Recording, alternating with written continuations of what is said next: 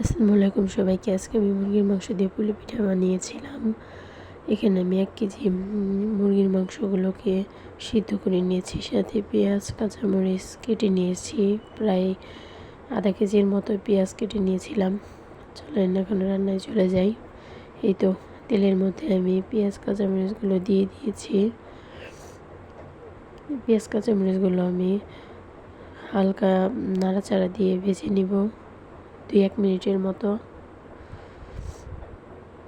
ভেজে নিব হালকা লালচে করে। তারপরে এগুলোর মধ্যে আমি আদা রসুন বাটা দিয়ে দিয়েছি। 2 চা চামচের মতো আদা রসুন বাটা দিলাম। একটু বেশি করে আদা না দিলে এগুলো টেস্ট পাওয়া যায় না। এখন আমি নাড়াচাড়া দিয়ে নিব। এই তো আর একটু আমি আদা অ্যাড করে দিয়েছি। এটা আপনার আন্দাজ মতো দিবেন।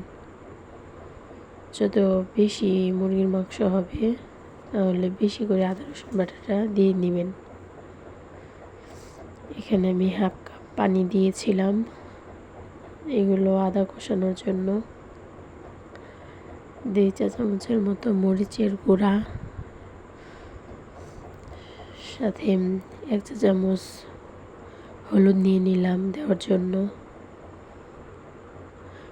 তারপর আমি এখানে লবণও দিয়ে দিয়েছিলাম 1 চা চামচ। হলুদ গুঁড়া, মরিচের গুঁড়া, লবণ আমার সব দেওয়া হয়ে গিয়েছে। এখন আমি এগুলো ভালো করে কষিয়ে নিব। কষানো আমার প্রায় শেষ। তারপরে আমি এখানে মুরগির মাংসগুলো দিয়ে দিয়েছিলাম। আরও যে পেঁয়াজ এক্সট্রা ছিল ওগুলো আমি দিয়ে দিয়েছি। সাথে আমি ম্যাগি মশলা ওগুলো অ্যাড করেছি 2 প্যাকেট। তারপরে আমি ভেজে নিব। 1 কেজি চালের গুঁড়া সিদ্ধ করে নিয়েছিলাম রুটি বানানোর জন্য। এখানে আমি রুটিগুলো বানিয়ে বয়মের মুখা দিয়ে মাপ মতো গোল গোল করে কেটে নিয়েছি পিঠা বানানোর জন্য।